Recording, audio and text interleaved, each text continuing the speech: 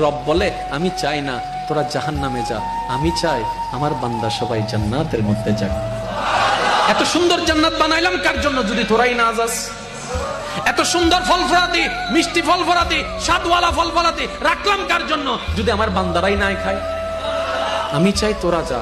রব আমাদের তো গুনার পাল্লা ভারী। রব বলে আমি বলেছি না লা তাকনাতু মির রাহমাতিল্লাহ, আর আমি আছি তো, তোরা টেনশন করস কেন?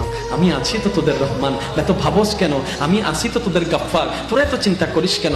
রবকে বললাম ইয়া রব্বে করিম, আমাদের হায়াত তো 40, 50, 60 বছর, এর ভিতরে গুনার পাল্লাটা বেশি, সওয়াবের পাল্লাটা কম। ইয়া রব্বে করিম, তোমার আগের যুগের বান্দারা 700 বছর ইবাদত করেছে, 500 বছর ইবাদত করেছে, 400 বছর ইবাদত করেছে, 300 বছর ইবাদত করেছে, তাদের সাথে আমরা প্রতিদ্বন্দ্বী করে তো টিকতেও পারবো না। কোথায় 400 বছরের ইবাদতি আর কোথায় 50 বছরের ইবাদতি? এই 50 বছরের মধ্যে তো 30 বছরের ইবাদত খুঁজে পাওয়া ভালো করে যাবে না। রব্বে করিম, আমরা তো আটকাই যাচ্ছি।